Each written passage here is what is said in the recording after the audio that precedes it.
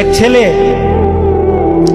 তার বাবার কাছে সাইকেল চায়, তার বাবার কাছে সাইকেল চায়, বাবা আমাকে একটা সাইকেল দাও। বাবা ছিল স্কুল মাস্টার, তো বাবা স্কুল মাস্টার, তার বেতন কি, সে কিভাবে সাইকেল কিনে দিবে? কিনে দেয় না। ছেলেও নাসুর বান্দা, সাইকেল চাই কিনে দেয় না, সাইকেল চাই কিনে দেয় না। একবার ছেলে বাবাকে বলল, বাবা আমাকে সাইকেলটা কিনে দাও না। বাবা রাগ করলেন, রাগ কিয়ে বললেন, আরেকবার সাইকেল চাইবি তাহলে পিটাম, তুই আমাকে বিরক্ত করতেছিস। কি বলেন, আমরা বিরক্ত হই না মাঝে মাঝে? সন্তান যদি বেশি আমার ক্ষমতার বাইরে যদি সন্তান কিছু চায় তাহলে আমরা বিরক্ত হয়ে যাই।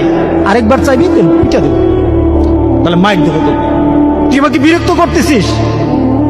সন্তান বারবার চাওয়ার কারণে বাবা বিরক্ত হয়ে গেল। সন্তান কিন্তু রাসূলবদ্ধ। সন্তান বাবার দিকে তাকিয়ে করুণ সুরে কাঁদতে কাঁদতে বলল, বাবা তুমি ওকে মারবা? তুমি ছাড়া আমি কার কাছে চাইবো বলো? তুমি ছাড়া তো আমার আর চাওয়ার জায়গা নাই। তুমি আমার আব্বা, এছাড়া আমি কার কাছে চাইবো? দেওয়ার ক্ষমতাও যদি তোমার থাকে তোমার কাছে চাইবো, না চাইলে তুইও তোমার কাছে চাইবো। আমি কার কাছে চাইবো বলো? তুমি আমাকে ফিরিয়ে দিবে, কিন্তু আমি ফিরিয়ে দিলে দিতে পারো, কিন্তু আমি কার কাছে চাইবো? আমার তো তুমি ছাড়া কেউই নাই। বাবার সাথে সাথে ছেলেটাকে বুকের মধ্যে আঁকড়িয়ে ধরলেন। বাবা তুই আমাকে এমন একটা কথা শুনালি, যা তোকে আগামীকাল সাইকেল কিনে দেবো।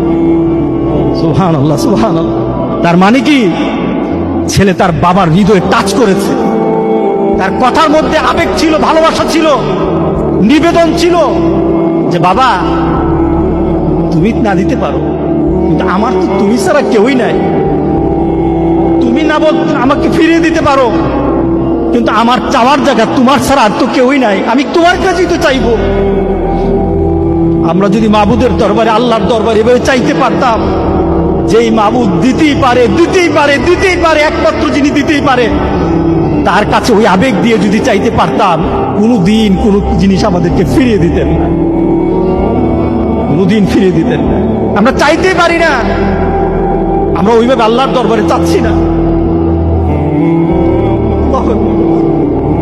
আমরা যদি চাইতে পারতাম, তাহলে পৃথিবীতে আমাদের এই বিপদ থাকতো না।